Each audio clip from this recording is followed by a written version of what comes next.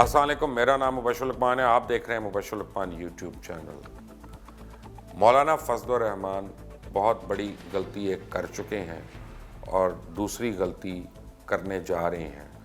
और मुझे ये खबर मिली है कि मौलाना नहीं करना चाह रहे, लेकिन उनके इर्द गिर्द जो टोला इकट्ठा है जिसमें अचकज़ई भी हैं, स्फंदियार वली भी हैं, कुछ और उनके दोस्त हैं, ख़ास तौर उनके अपने भाई हैं,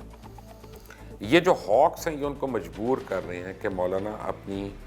जो सियासत और सियासी पैटर्न है जिसमें कभी वो कॉन्फ्रंटेशन के अंदर नहीं गए थे आज तक, वो फुल कॉन्फ्रंटेशनल मोड पे हुकूमत के सामने खड़े हो जाएं,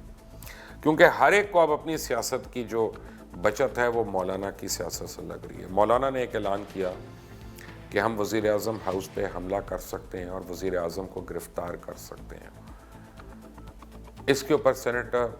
चौधरी एतजाज़ अहसन का बयान बड़ा क्लियर आया कि ये गैर कानूनी बात है और मौलाना ऐसा नहीं कर सकते, और ये कानूनी तौर पे अब पीटीआई जो है उन्होंने मुशावरत शुरू कर दी है, और इसके लिए बाबर अवान साहब जो हैं वो बहुत अहम रोल अदा करेंगे। आने वाले दिनों में बाबर अवान साहब वो तमाम सिफारिशात जो है वो वज़ीर आज़म को डायरेक्टली देंगे, किसी कमेटी के थ्रू नहीं। 1-to-1 मीटिंग आज भी उनकी हुई है प्राइम मिनिस्टर से, पहले एक जनरल कमेटी के साथ मीटिंग में और फिर उनकी अपनी मीटिंग में, जिसमें आप वो बताएंगे कि अगर JUI ने सिविल डिसोबीडियंस की, जिसमें उन्होंने अगर हाईवेज को आके ब्लॉक किया, अगर उन्होंने गवर्नमेंट ऑफिस को रोका और उनको काम करने से उनको ना दिया, तो फिर जो पर्चे होते हैं इनके ऊपर और जो मुकदमात होते हैं उससे मौलाना फजलुर रहमान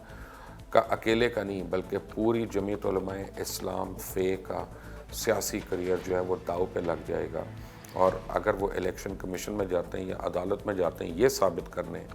कि ताज़ीरात पाकिस्तान के तहत ये पाकिस्तान के मुखालिफ हैं और पाकिस्तान की कानूनी और आइनी हुकूमत को चलने नहीं दे रहे, तो उसमें उनको मुरव्वजा कानून जो है उसके मुताबिक किस तरह डील किया जाए, तो JUIF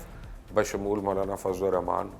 डिसक्वालीफाई हो सकती है किसी भी किस्म के इलेक्शन में हिस्सा लेने के लिए। क्या मौलाना फजलुर रहमान अब इतनी ताकत रखते हैं कि वो उस इलेक्शन से ही डिसक्वालीफाई हो जाएं जिसकी वो डिमांड कर रहे हैं दोबारा करने के लिए? तो मेरा ख्याल है कि उनका अब बयानिया मज़ीद तब्दील होना है आज के दिन। जहाँ पे कल उन्होंने एक हार्ड एंडिंग दी थी कि हम ये कर देंगे ये कर देंगे, आज वो एहतजाज की बातें करेंगे, लेकिन वो ये भी हो सकता है कह दें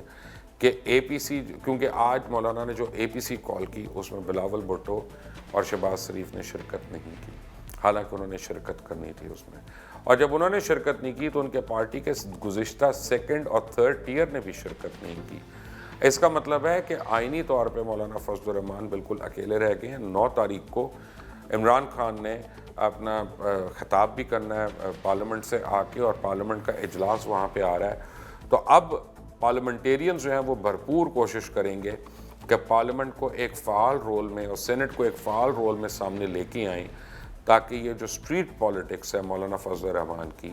ये बिल्कुल दफन हो जाए। लेकिन अगर इसके बावजूद मौलाना फजलुर रहमान रियासत के ख़िलाफ़ खड़े होते हैं और अवामुन नास की तकलीफ़ का बायस बनते हैं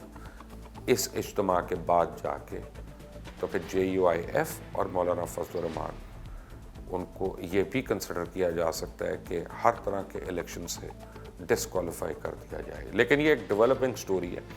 इस पर तफसीलात आ रही हैं और मैं आपको और अपने नाजरीन को इससे आगाह रखूँगा। Stay tuned to Mubashir Luqman YouTube channel. Bell icon को प्रेस करें, इसको शेयर करिएगा, लाइक करिएगा, कमेंट्स में अपने कमेंट्स देना ना भूलिएगा। अंटिल द नेक्स्ट टाइम, अल्लाह हाफिज़।